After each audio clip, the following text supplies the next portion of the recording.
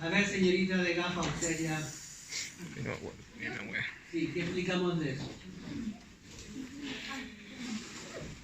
Hay que estudiar, hay que estudiar. Señorita, usted vino la clase pasada, malo está usted. ¿Hasta qué vimos? Para saber si tenía membrana celular antes de la pared celular. Pero vimos todo el procedimiento o no. ¿Completo o no?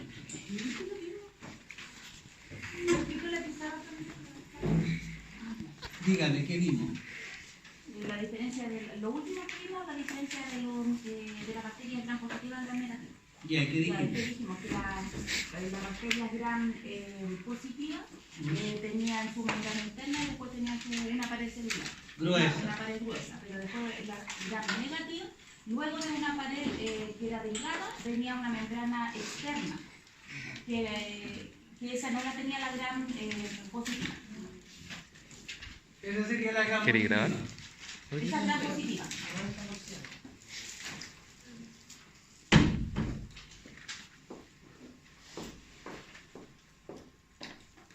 Esa negativa. Ya. Entonces, ¿cuál es el primer colorante que... Primero hacíamos un frotis, ¿no? Sí. ¿De cuánto tiempo tiene que tener las bacterias del frotis? 18 horas, es decir, tiene que ser un cultivo joven. Sí. Ya. Puede ser un cultivo viejo porque si el cultivo es viejo, lo que sucede es que la bacteria da como resultado gram variable. ¿De acuerdo? Entonces, el cultivo es nuevo. Entonces, el frotis, ¿cómo lo hacemos? Tenemos un portaobjeto. En el centro ponemos una gota de agua destilada. Por otro lado tenemos un cultivo sembrado, ¿no es cierto?, en el tubo por estría, con su algodón, y por otro lado tenemos el asa en loop. Entonces, ¿qué hacemos con el asa en loop? La quemamos al rojo vivo en el mechero para esterilizarla, la enfriamos en las paredes del tubo, tomamos el cultivo, pero poquito cultivo, no mucho, ¿no?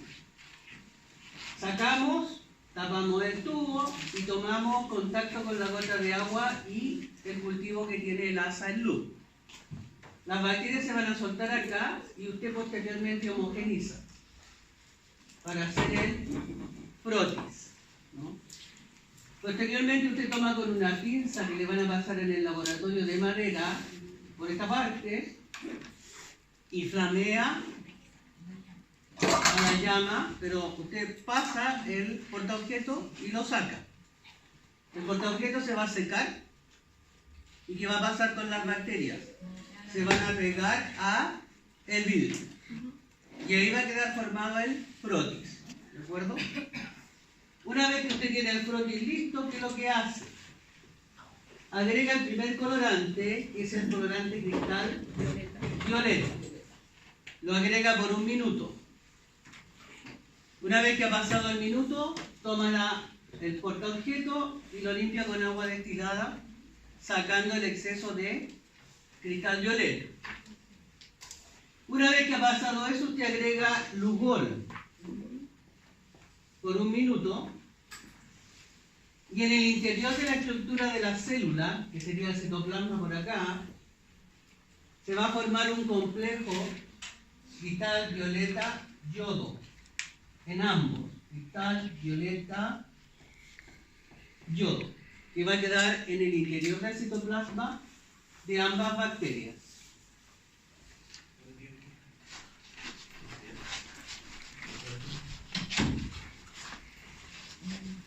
De ambas bacterias entonces. Una vez que ha pasado ese tiempo, usted vuelve a lavar con agua destilada. ¿Y qué propiedades tiene el alcohol? El alcohol de partida, usted debe de saber qué propiedades tiene. ¿Se ha curado usted alguna vez? ¿Y qué le ha pasado? Vomitado. ¿Qué le provoca el alcohol a usted? No, usted. Usted debe saber, porque tiene cara maldadosa, dígame. No toma usted.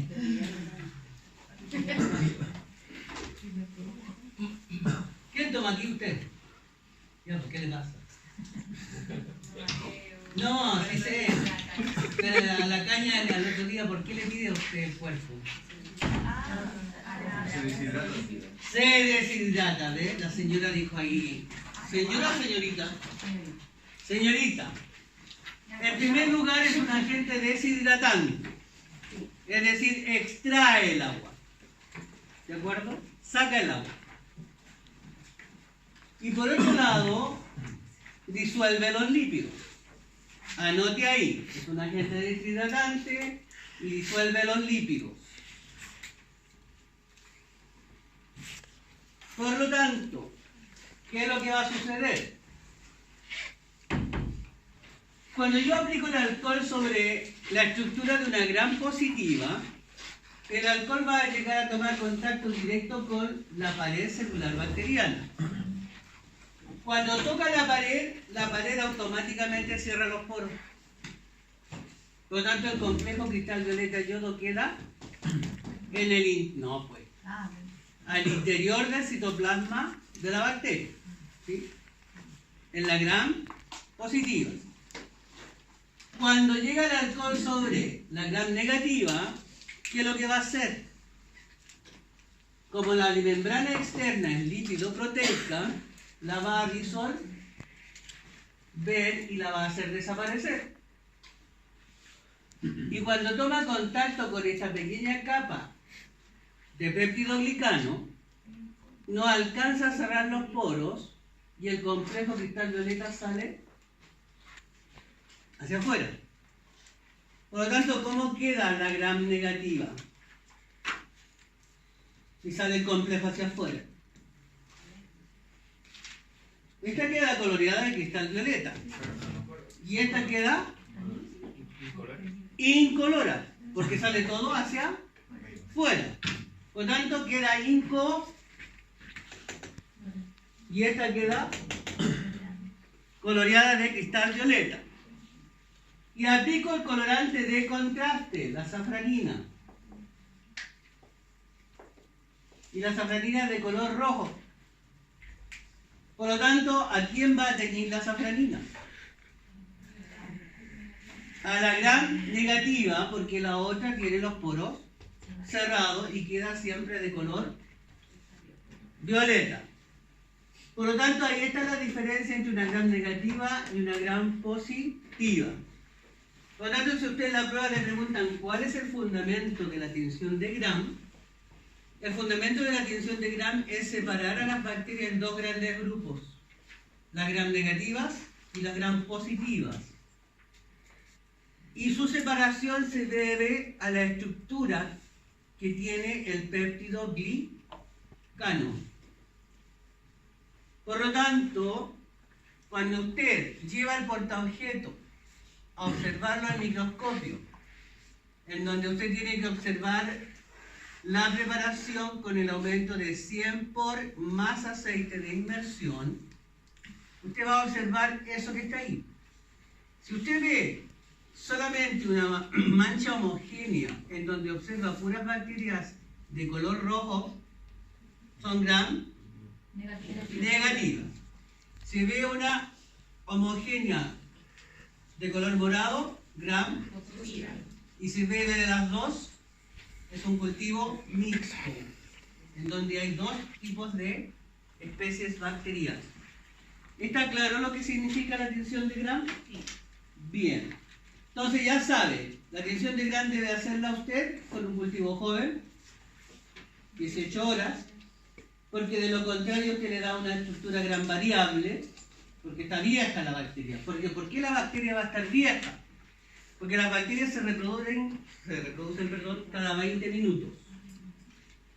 Por lo tanto, imagínese usted, una bacteria da origen a 2, 2 a 4, 4 a 8, 8 a 16, 16 a 32, Y cada 20 minutos, por lo tanto, en 18 horas, ¿cuántos millones de bacterias tengo? Entonces debe ser un cultivo joven, siempre. ¿Está clara la atención de grano entonces? ¿No hay consultas? Señoritas y señores, digamos entonces. La morfología bacteriana en la naturaleza son de distintos tipos. Usted las puede observar ahí. Una forma cocácea, una forma basilar, una forma espiral. Son las tres formas básicas que existen de microorganismos en la naturaleza. Y si usted las observa, siempre va a tener cocos, bacilos o aspirilos. Pero hay excepciones que pueden encontrarse, como son las espiroquetas, como se ve ahí.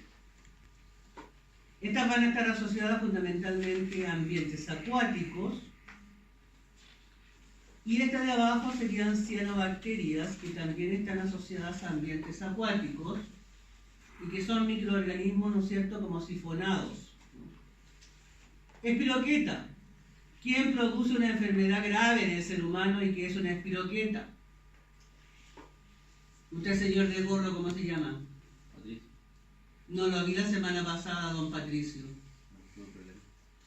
No se no me diga lo que tuvo, nada más que no vino nada más. Señora ahí atrás de gorro, ¿cómo se llama usted? Don Agustín, ¿usted conoce alguna bacteria que le cause daño a usted y que tenga forma de espiroqueta? Hay una enfermedad que es muy mala y que se transmite cuando usted lo pasa mal. No, no lo pasa mal, lo pasa bien. La única diferencia es que usted va a los antros de perdición. La sífilis, señor, la sífilis. ¿Conoce usted lo que es la sífilis? No me diga que no sabe, porque ya sería el colmo. La produce una bacteria que es de esa forma. No, sino, ¿para qué se justifica? No se justifique. Todos vamos a los actos de perdición de repente, joven. Treponema pallidum. Treponema.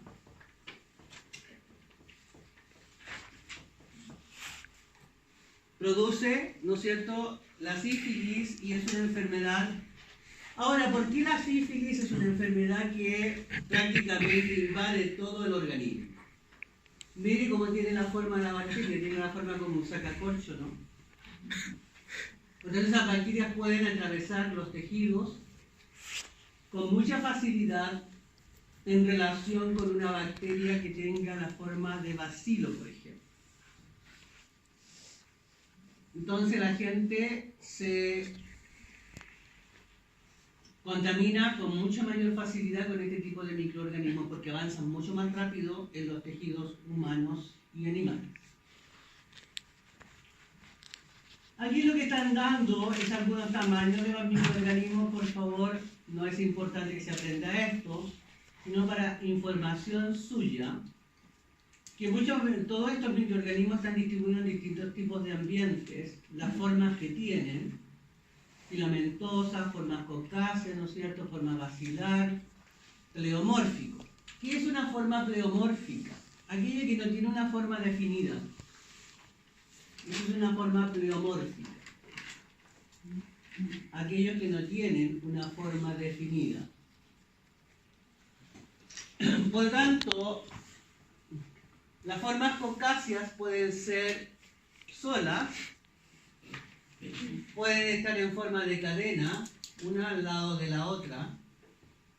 Cuando están así se denominan estrepto. Estreptococos. ¿De acuerdo? Como dice acá. Ahí dice que, bueno, no está ahí, pero estafilococo también es otra morfología. Cuando usted vea al microscopio los cocos en forma de cadena se denominan estreptococos. Cuando usted los vea agrupados en forma de racimo, De esa forma son estafilococos, ¿no? Lo mismo con las formas bacilares, para que usted las tenga claras ahí. Entonces eso es lo que está destacando este tipo de tabla que está ahí. Y el tamaño del celular se mide en micrómetros, como está acá arriba, marcado micrómetros.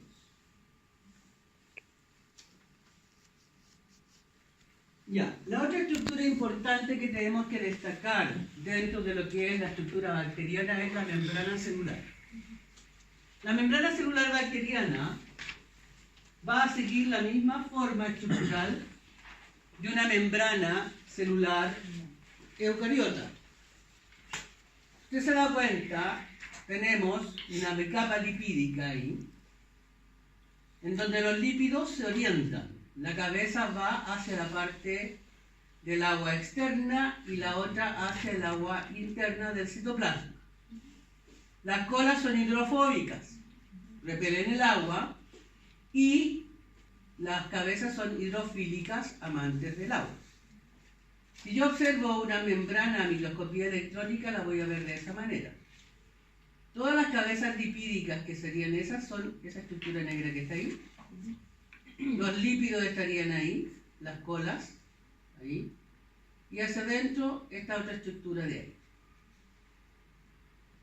Insertadas dentro de la membrana diversos tipos de proteínas. Por lo tanto, la membrana bacteriana es lípido-proteica. ¿Y qué funciones va a cumplir la membrana en una bacteria? Pues múltiples funciones. La bacteria no tiene mitocondrias. Por lo tanto, una de las funciones de la membrana es realizar la respiración celular bacteriana.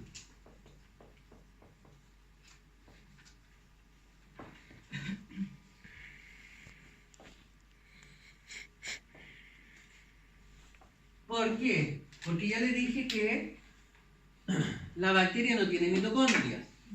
Por lo tanto, en alguna estructura de la célula se debe de realizar el proceso de la respiración celular. En segundo lugar, la membrana celular realiza mecanismos de transporte.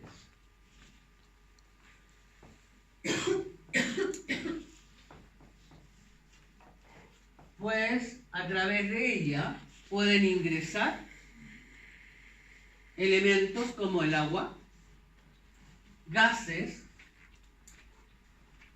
y moléculas nutritivas, como la glucosa, como son los carbohidratos, las proteínas y los lípidos, por ejemplo. Todas estas proteínas integrales que están ahí, o periféricas, van a cumplir esa función de tomar una estructura e introducirla hacia adentro. Por lo tanto, tenemos mecanismos de transporte. ¿Cuántos mecanismos de transporte conoce usted? Activo, pasivo, ¿y qué más? Difusión facilitada y osmosis. El activo requiere de ATP como fuente de energía, y de alguna parte la bacteria lo tiene que sacar. Y el pasivo no requiere de energía, y por lo tanto la bacteria, ¿no es cierto?, puede dejar pasar libremente una estructura. Entonces, como la bacteria se encuentra en un medio ambiente acuoso, ¿quién restringe la entrada de agua en exceso a la célula bacteriana? ¿Qué es lo que tiene por fuera la bacteria? Péptidoglicano, acuérdese, la pared celular. Y ahora estamos hablando de la membrana. Cuando ingresa agua al interior, la membrana se hincha. ¿Quién le opone el efecto contrario? La pared. Y por lo tanto la bacteria no se lisa mientras tenga la pared bacteriana. Si por A, B o C pierde la pared, explota. Por lo tanto, hay un fenómeno que se llama osmosis. ¿Y qué es la osmosis? Usted. El paso del agua, el intercambio del agua entre el medio. El paso libre de agua desde el medio, Este celular y ¿no? Dependiendo de lo que usted, donde usted tenga la bacteria, ¿no? Por ejemplo, si hay mayor concentración de solutos aquí adentro, ¿hacia dónde va a fluir el agua, joven? ¿Ah? No, pues. hacia adentro. Hacia adentro, para igualar concentraciones. Se hincha y no se lisa porque la bacteria tiene la pared bacteriana. Si existe mayor concentración afuera, hacia afuera, y la membrana se arruga, ¿no es cierto? Y si hay igual concentración afuera y adentro,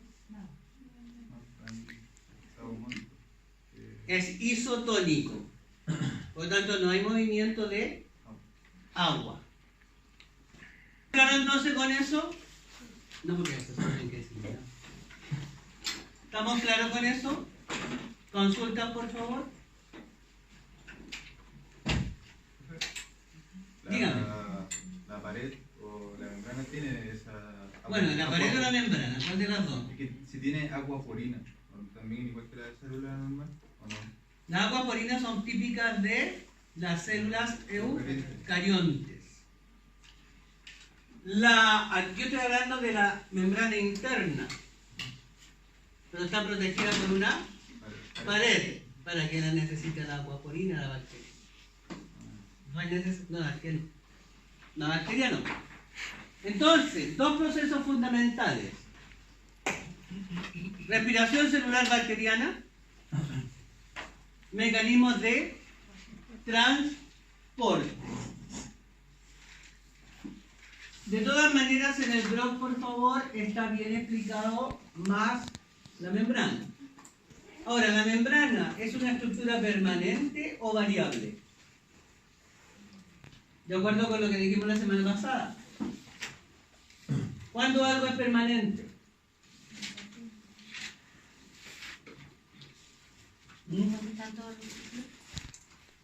Pero hablemos de estructuras dentro de la bacteria. Algo es permanente cuando está en forma constante dentro del célula. Nunca debe de faltar. La membrana es permanente, lo mismo que la pared celular. Si no hay membrana, no hay célula. No existe. Todas estas proteínas que están aquí entonces pueden actuar como proteínas de transporte. También pueden actuar como estructuras receptoras de estructuras de moléculas externas. Por lo tanto, la membrana celular bacteriana es dinámica, ¿no? Y tiene un determinado tipo de fluidez. Un determinado tipo de fluidez.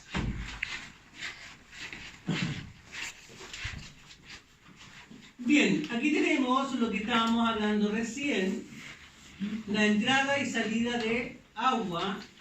También puede entrar y salir gases, pueden ingresar también nutrientes dentro de la célula estructural por mecanismos de transporte. Diversos tipos de proteínas que están asociadas a la estructura bacteriana, que cumplen un papel de transporte. Quimiotaxis. ¿Qué es quimiotaxis? Es responder a una atracción de tipo química por parte de la bacteria. Recuerde que la bacteria se comunica con el elemento exterior y tenemos proteínas que van a responder frente a una señal de tipo química en la estructura como tal.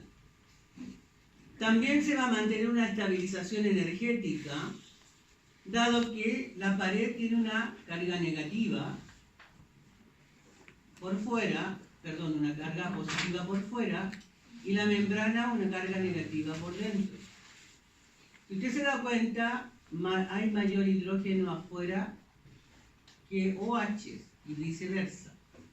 Por lo tanto, estos iones pueden estar entrando y saliendo dependiendo de las concentraciones que se den para mantener la estabilidad y el dinamismo de la bacteria con su medio. ¿Sí? Por eso se habla de eso arriba. Después tenemos los mecanismos de transporte, que ya los dijimos recién, en donde tenemos un transporte simple, un grupo de transporte que se transloca y otro que se ocurre por ayuda de una enzima que está ahí. Y acá también lo mismo. Cuando se llama uniport es porque pasa una molécula hacia el interior directamente, desde afuera hacia el interior de la bacteria. Uniport. Antiport, sale una estructura y entra la otra. Por lo tanto hay un intercambio. Sale una, entra la otra. Y sin port es cuando dos estructuras entran al mismo tiempo acompañadas. Esos serían los mecanismos de transporte. ¿Está claro eso? ¿Consultas?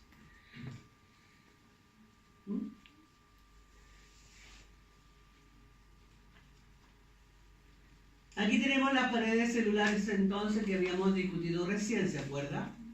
Gran positiva, gran cantidad de peptidoglicano por fuera,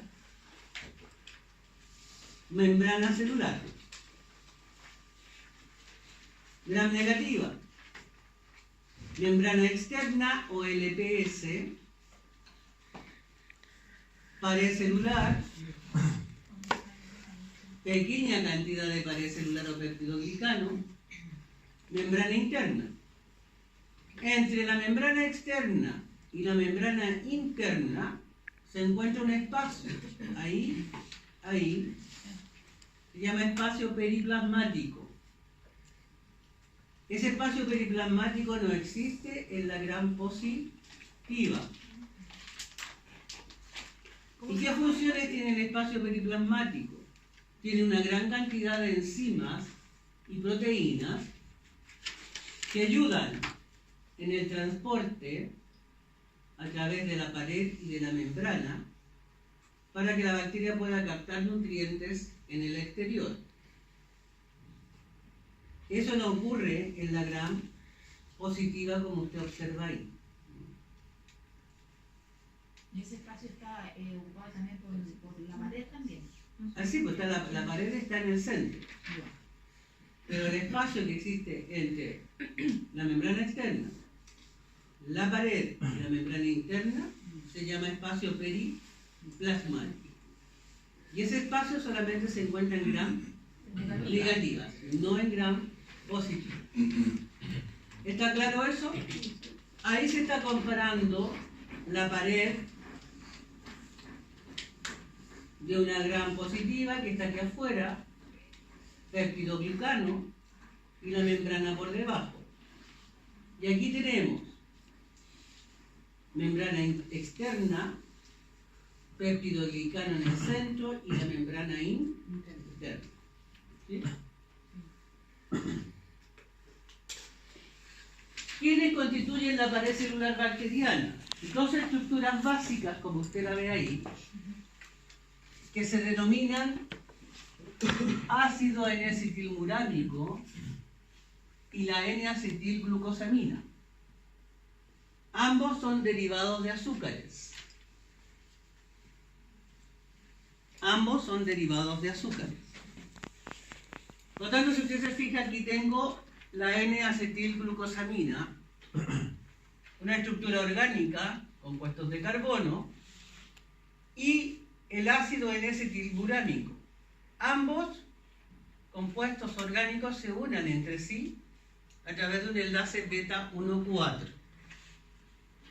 Y el N-acetilmurámico tiene colgado de su carbono 1, 2, 3, 4 una serie de aminoácidos que lo acomplejan mucho más de esa forma. Entonces, si usted se da cuenta, todo esto va formando como un enrejado, ¿no? La N-acetilglucosamina, N-acetilmurámico, y así se va formando una estructura ahí usted tiene una capa de unión recta, pero hacia abajo viene otra capa que se une a través de los aminoácidos hasta formar esta estructura compacta de péptido glicano. Por lo tanto, esto es lo que da la formación de la estructura misma, y los gram positivos van a tener en su estructura, aparte de los aminoácidos, varias glicinas incorporadas a los aminoácidos que están colgados acá, lo cual no tiene la gram negativa. Y eso da la diferencia. Por lo tanto, el péptido glicano, o pared celular, está constituido por un derivado de azúcar N-acetilglucosamina y N-acetilmurámico unido en unión beta 1, 4. Esa es la unidad estructural del péptido glicano.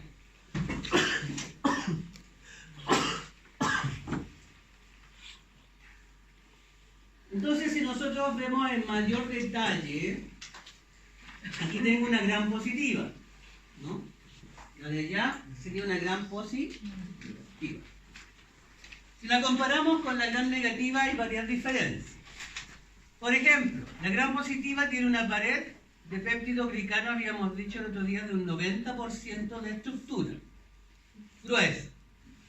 Pero asociada a la estructura, yo voy a tener estas estructuras que están aquí, que se llaman ácidos teicoicos. Ese sería el ácido teicoico y este sería ácido lipoteicoico. ¿Por qué lipoteicoico? Porque atraviesa toda la pared y toma contacto con los lípidos de la membrana. Esta no lo atraviesa y solamente se denomina ácido teicoico. ¿Cuál es la función de los ácidos teicoico y lipoteicoico? Otorgar carga a la bacteria.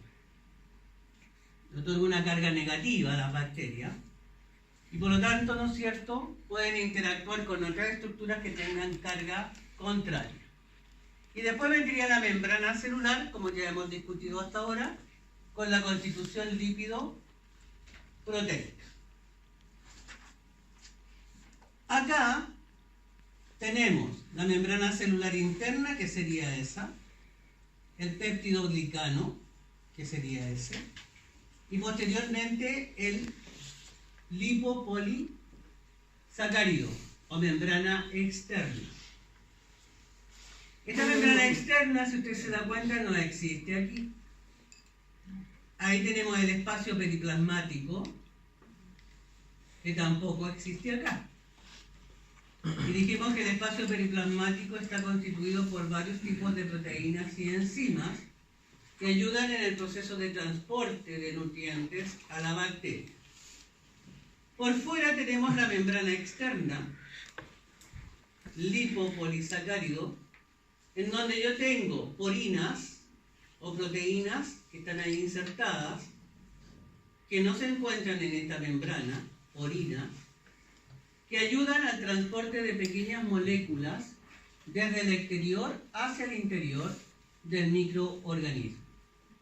Pero por dentro también voy a tener una constitución de un lípido que se llama lípido A. Disculpe, profesor, ¿las porinas dónde están? Asociadas aquí. Por ejemplo, no están determinadas, pero esa sería una porina, ¿no? Ah, ya. Esa. Atraviesan la membrana externa y permiten el paso de pequeñas moléculas hacia el interior. Entonces, tenemos esta estructura que está aquí, cuadradita, ¿lo ves? El lípido A. Lípido A. El lípido A en las gram negativas va a actuar como una endotoxina.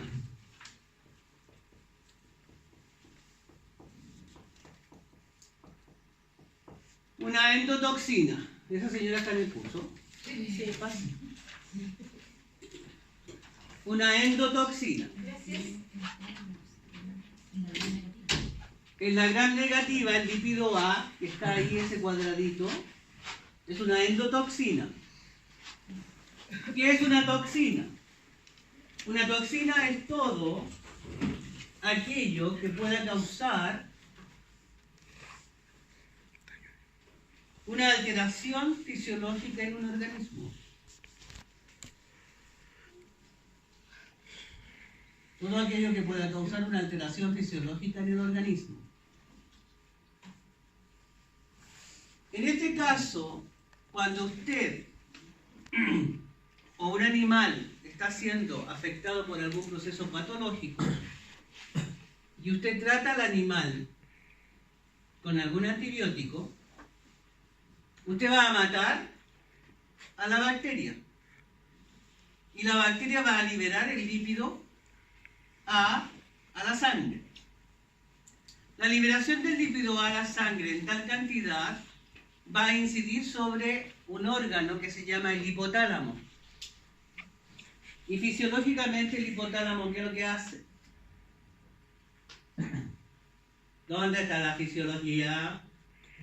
Todavía no, pero se ve dormido. No. Regula la temperatura. Cuando el lípido aumenta su concentración, va a incidir sobre el hipotálamo y el hipotálamo va a elevar la temperatura. Y usted va a sufrir fiebre. Cuando usted tiene fiebre, no significa que usted se está muriendo. Significa que usted está defendiéndose contra la actividad de las bacterias. Las bacterias están muriendo y usted está liberando lípido A y ahora sabe que la fiebre es producida por esa endotoxina, lo cual le indica a usted como futuro veterinario que el animal está reaccionando en forma adecuada al tratamiento. ¿Qué otra cosa tengo aquí? Carbohidratos. Por eso que se llama aquí el polisacárido O. Y todo esto va a actuar como el antígeno O. ¿Qué es un antígeno? Un elemento extraño al organismo, para lo cual mi organismo inmunológicamente crea un anticuerpo. Por lo tanto se da la relación antígeno-anticuerpo. Aunque la bacteria crea que está engañando a mi organismo, siempre va a haber algo que va a delatar a la bacteria. Como nosotros decimos, en este planeta existe el crimen perfecto. Por lo tanto, la bacteria jamás podrá engañar a nuestro sistema inmunitario. Siempre va a ser descubierto, de una u otra manera. Pero hay algunas pillas que para no ser descubiertas se meten al interior de la célula. ¿Entiendes? Igual que los famosos virus, al interior de la célula. Por lo tanto son difíciles de capturar. Pero esta, como tiene esas estructuras por fuera, el organismo la reconoce al tiro como extraña y la trata de eliminar rápidamente. ¿Consultas con esos? ¿Está claro?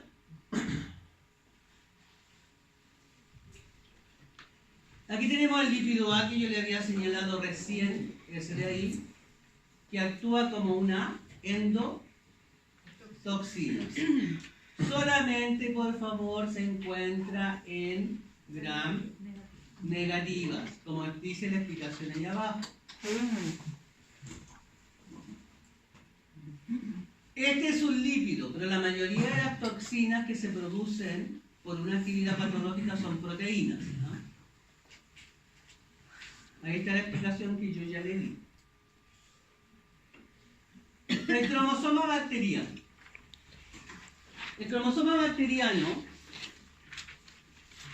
se encuentra libre en el citoplasma.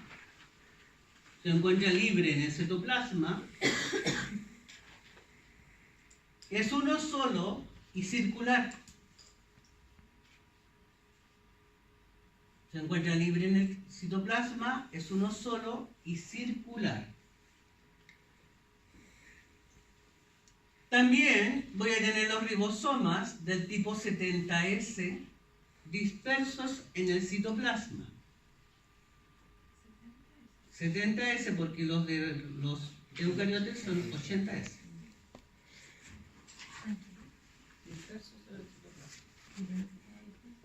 Los ribosomas. Ahí está, pues los ribosomas son estructuras que están dispersas en el citoplasma. Pero no dijo antes que las bacterias no tenían ribosomas. ¿Cuál? Ah, mitocondria. Ah. La hora de la mañana no desayuno. ¿Se tomó algún traguito de la mañana? Eso me faltó. Ah. Entonces, antes que esa señorita dijera ese terrible error que estaba diciendo, los ribosomas se encuentran dispersos en el citoplasma y su función fundamental es ¿cuál? Síntesis de proteínas. Ahora, ¿quién es el señor Mandiola en la célula? El que manda, el que da la identidad. El ADN. El ADN. Circular, uno solo. En la bacteria, digo. Por lo tanto, la bacteria no tiene histonas. ¿Qué son las histonas?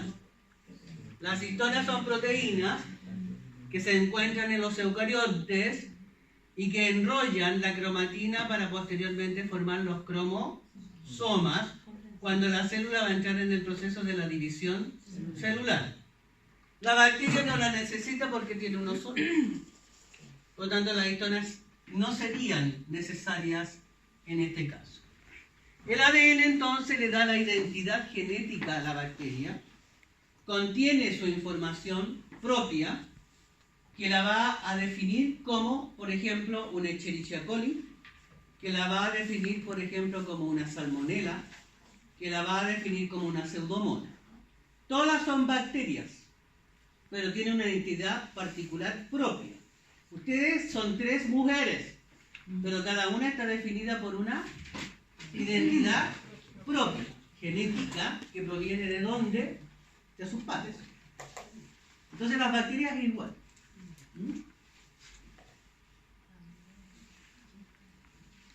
Los cromosomas en la actualidad, usted sabe que en los años 2000 el genoma humano fue descifrado, ¿no?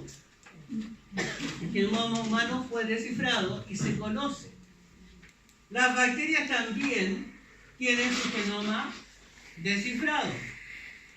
Y esta sería una Escherichia coli que tiene 4.639.775 pares de bases. Y cada uno de estos segmentos da origen a una proteína característica. Y por lo tanto, está definido y está colgado en la red. Por lo tanto, si yo hago una secuenciación genética de una bacteria, que yo pienso que es coli, la tengo que secuenciar junto con la verdadera coli, y si coinciden en el 99,9%, es coli. Porque toda la secuenciación genética ahora se hace a nivel molecular, ¿no? Lo que usted ve ahí, todo eso, es DNA. Pero usted podrá decir, ¿y esa es la bacteria? Pero mire la cantidad de ADN que tiene. Todo eso es ADN, uno solo, circular, que está en el interior del citoplasma bacteriano. Ahora, aparte del cromosoma, existen unos elementos extracromosomales que se denominan plásmidos. Los plásmidos también son información genética, pero es extracromosomal. Por lo tanto, no están asociados al cromosoma propio de la bacteria, ¿me entienden? Es una información anexa. Y los plásmidos fueron descubiertos por los años 70. Y las bacterias que poseen plásmidos pueden tener resistencia a a metales pesados,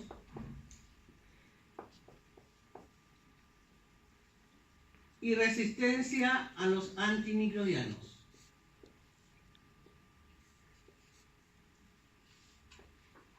Son dos propiedades que los plásmidos le otorgan a las bacterias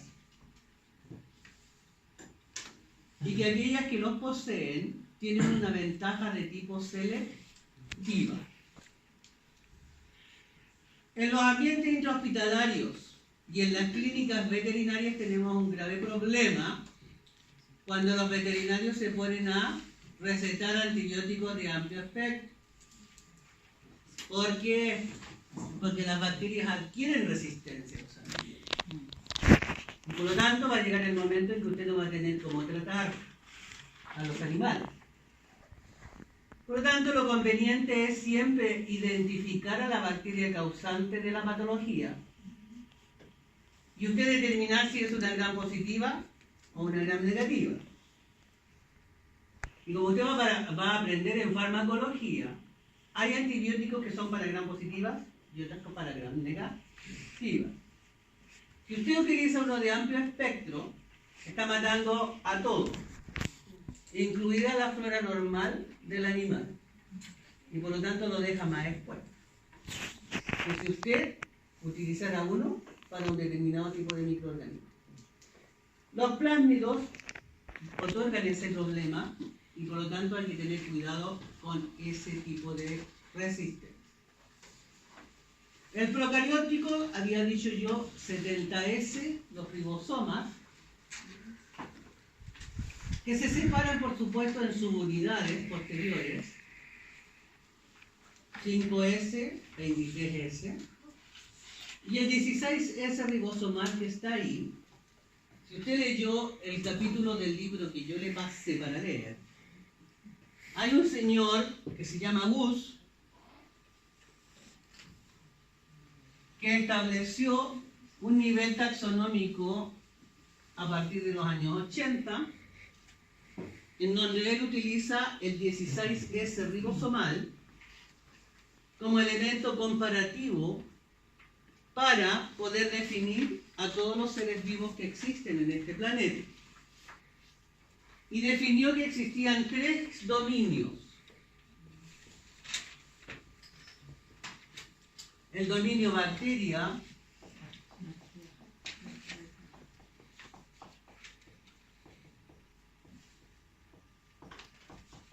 arquea y el otro eucaria. ¿Y cómo lo hizo? En base a la secuenciación del 16S ribosomal. ¿Por qué? Porque el 16S ribosomal es estable en el tiempo y no cambia. Por lo tanto, al ser estable en el tiempo y no cambiar, es una estructura segura de comparar, y así él llegó a que los seres vivos están divididos en el planeta en 3 dominios: bacteria, arquea y eucaria. ¿Estamos? Y el ribosoma eucariótico, usted ya lo conoce, 80S, pero no nos interesa a nosotros el ribosoma, porque usted ya lo estudió en biología celular, nos interesa el de acá. Ese es el de la bacteria. ¿Qué significa ese? Ese significa unidades Berber.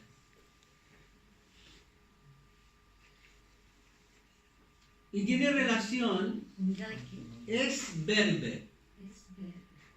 y tiene relación con el tiempo que tarda el ribosoma en sedimentar. El tiempo que tarda el ribosoma en sedimentar cuando se aplica una centrifugación.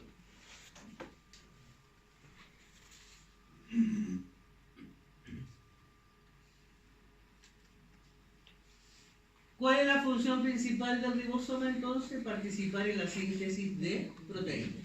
Esa es la función fundamental, tanto en eucariotas como en procariotas. Bueno, ahí está el proceso que usted ya lo conoce, de síntesis de proteína.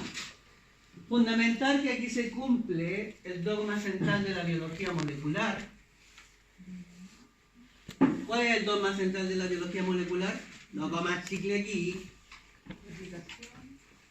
DNA. RN. Después proteína. Sí, pero ¿cuáles son los pasos? Replicación. Se replica, Replicación. se transcribe y se traduce. ¿Es unidireccional o bidireccional? Unir. No es un. El virus. Siempre lo he visto para allá. Pero ahora existen seres vivos que son de RNA. No virus. Ah, sí. Que puede ser DNA o RNA. Sí, pero ¿qué hacen los virus de RNA para replicarse?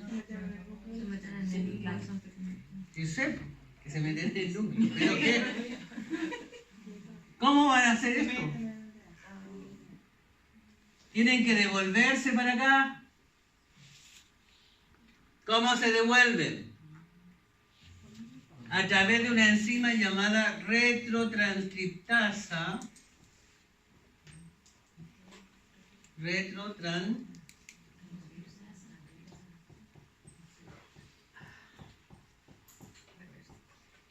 Reversa, como dijeron por ahí. Retrotranscriptasa reversa. ¿Quiénes tienen esta retrotranscriptasa reversa? De RNA. ¿Qué virus de RNA conoce usted que son malditos? Uno es el VIH y el otro el virus de la influenza.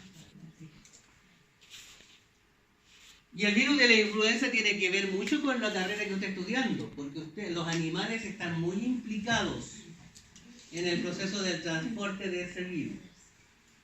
Por lo tanto, no es direccional. Es bidireccional. ¿Usted consultó en biología celular el libro del Albert? Que es un libro guatón así. Pues así está en el Albert. Ah, hay que revisarlo, dice usted. Si es el rojo, va a estar para acá. Si es el plomito, tiene que estar así. Entonces, lo que se está representando aquí es el proceso de la lectura de una secuencia de ADN por parte de un RNA de, ¿cómo se llama ese que tiene forma de trébol? De transferencia. ¿Ya se le olvidó? Transferencia. ¿Dónde están los ARN de transferencia? En la bacteria, en el citoplasma. ¿Qué hacen los ARN de transferencia? Toman los aminoácidos de acuerdo con la secuencia y los empiezan a pegar para constituir una proteína. ¿Usted cree que el RNA de transferencia le va a trabajar gratis a usted? ¿Qué es lo que le exige la RNA de transferencia a usted? Págame. ¿Y cómo le tiene que pagar usted? En ATP. Si no hay ATP, el de transferencia no trabaja. Por lo tanto, la secuencia de inicio, acuérdese usted, A, U, G. Un triplete de inicio. Y tiene que pegarse al contrario. U, A, C. Y comenzó la secuenciación hasta constituir la llamada proteína. Y ese es el esquema del inicio, ¿no es cierto?, de la secuenciación de la síntesis de una proteína. ¿Está claro? Jóvenes, señoritas, ¿consultan? ¿Está claro o no? No, sí, pues, aquí yo doy por hecho eso, ¿eh? Yo no puedo volver a pasar biología aquí. O si no, voy a hablar con doña Lorena Lemus. Sí, pero voy a preguntar, ¿qué le pasaste a esta gente? No. ¿Y qué le parecería a usted que usted me preguntara? Uy, lo vi hace 20 años y no me acuerdo. No me acuerdo. Profesor Chanta, una carta. Estimada, ¿cuántas estructuras tenemos ahora? ¿A qué hora termina esta hora? Me avisa, por favor. Ya terminó entonces. Recreo.